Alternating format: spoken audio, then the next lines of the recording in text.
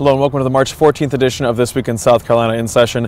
I'm Gavin Jackson outside the State House here in Columbia. Well, it was a bit of a quieter day today with the House of Representatives out of session today since they passed the $8.2 billion budget proposal around 12:15 this morning. So they had a long day and a long night both on Monday and Tuesday and earlier today. So they are off until next Tuesday after having passed the budget to the Senate.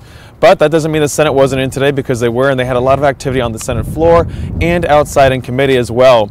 We saw a Senate Judiciary Subcommittee today move along a bill that would expedite reporting to databases in the state and the nation when it comes to criminal background checks, when it comes to purchasing guns. Also, that bill would expand the gun background check from 3 days to 5 days. So we expect to see a bumpy road on that going forward in Senate Judiciary, but nevertheless, it's a movement on this bill that many people have been watching.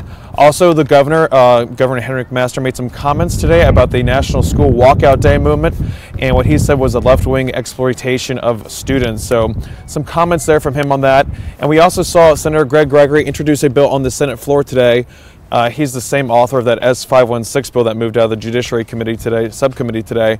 And Gregory announced a new bill that he wants to see outlawing bump stocks, outlawing high-capacity magazines for guns, and also raising the age limit to 21 for people who want to buy long rifles. So some more movement there on gun reform. And we caught up with Senator Katrina Shealy as she talked about her child advocacy agency bill that got third reading in the Senate yesterday and now goes to the House.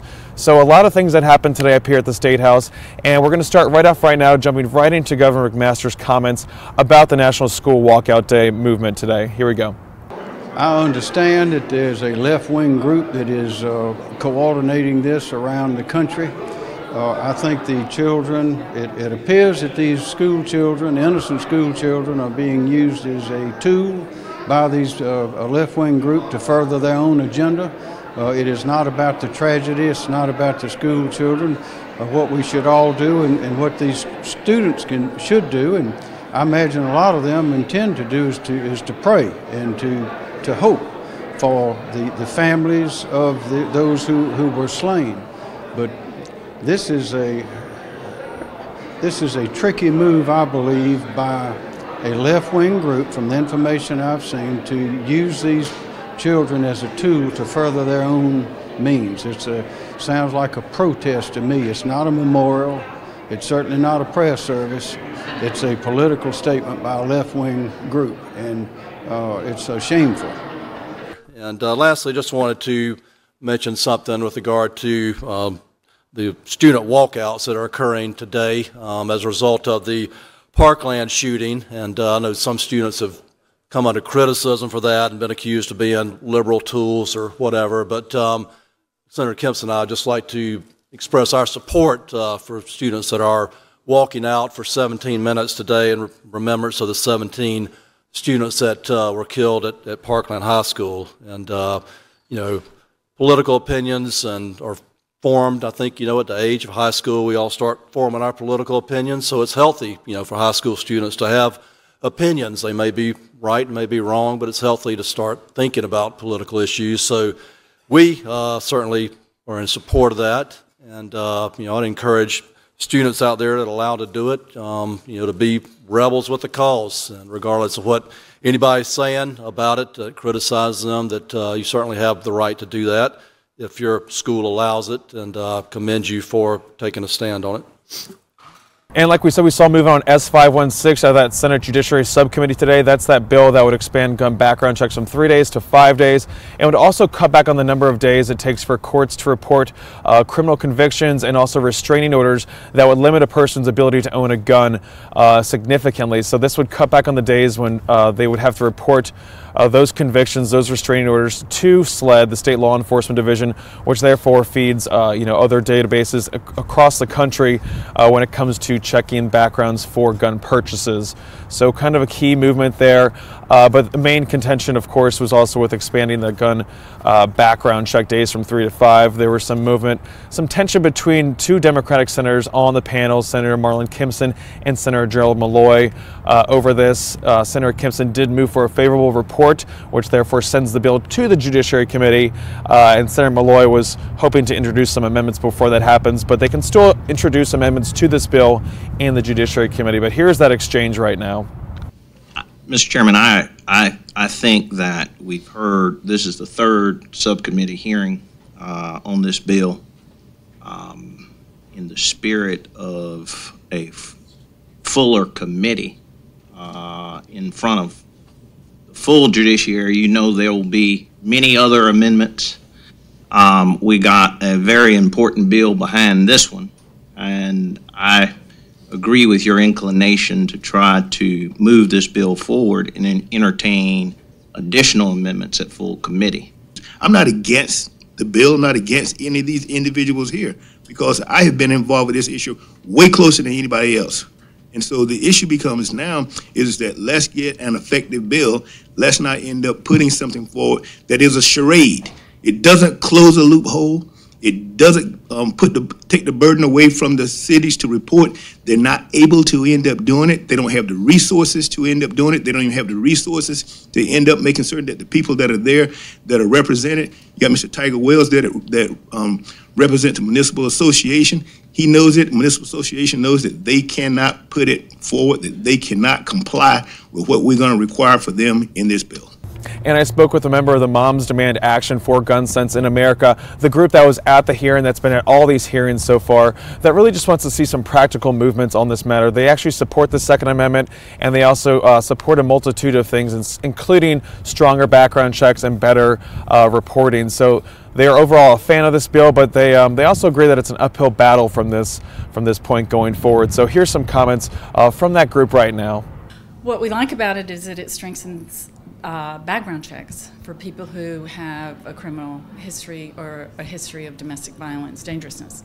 We know that background checks work to screen out access of dangerous people to weapons, and this is one bill that will help do that for South Carolina.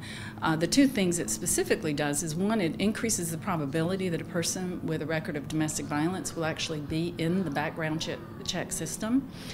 It provides for a study to improve the system as a whole, and it does what I call shrink the Charleston loophole, which was a process that can allow a person who has a record or a charge from actually being in the system. If there's any problem with a delay in their having their record check completed, it extends the amount of time from 3 to 5 days. Moms Demand Action for Gun Sense, we're interested in common sense gun legislation. We support the Second Amendment. We support responsible people having guns. Our concern is keeping guns out of the hands of dangerous people, and background checks have proven effective in doing that. And moments after Governor McMaster's comments about the National School Walkout Day movement, Senator Gregory, a Republican from Lancaster, took to the Senate well to introduce his bill that would outlaw bump stocks, it would outlaw high-capacity magazines, and would raise the age limit to 21 for anyone who wants to buy a rifle. And some people will say, if somebody can serve in the military at 18 and handle a rifle, they should be able to buy one at that age or between that age and 21. But the senator from Darlington mentioned in a meeting we had this morning on another gun bill that research shows that male brains are not fully developed by the time until they're about 25 years old. Things that I did between the time I was 18 and 21 would certainly testify to that. But that's the reasoning, I think, behind raising the age. And I caught up with Senator Katrina Shealy today. She's a Republican from Lexington County, to talk about her bill that creates a child advocacy agency. Now, that bill got passed out of the Senate yesterday and now heads to the House, where they'll debate it and make its way through the committee process, which she said she's optimistic with, especially since we are less than 9 weeks away from the end of session. So we talked to her about this bill, which would essentially create a watchdog position over all these agencies that support children in the state, like DSS, DJJ, and several other agencies. So we got some comments from her about this bill, so let's listen to them right now. And what S805 does is it sets up an agency that's going to be watch out for children in South Carolina. And it's not just a DSS bill. Everybody's looking at it that it's going to be a DSS bill, but it's not.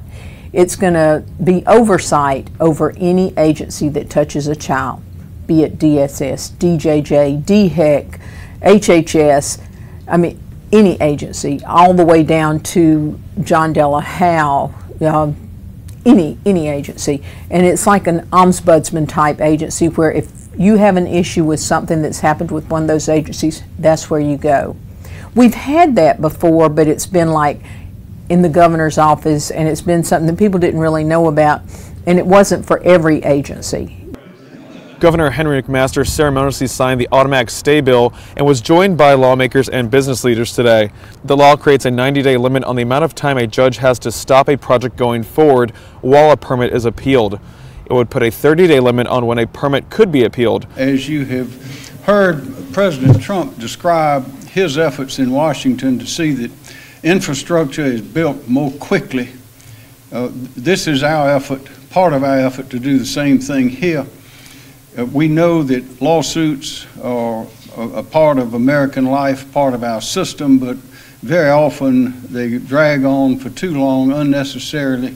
And this is an effort to see that we're able to move forward quickly with a 90-day stay and a shift of burden to those who are seeking to have permits denied for various things so that we can proceed with construction.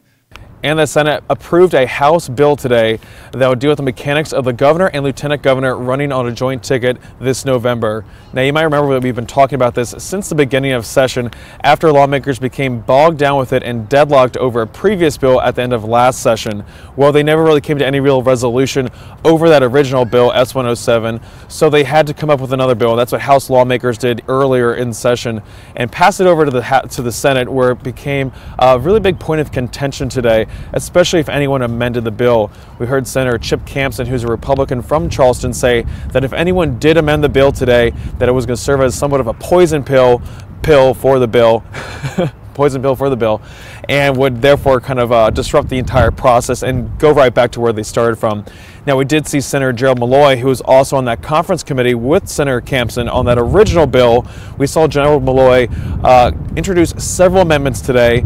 A couple got pulled down and others were actually defeated. And we saw him introduce those amendments over about a 2.5-hour plus period today. But at the end of the day, we did see a 39-0 vote to send that bill to the governor's desk for his signature now. So here's a little bit about how that debate went down today.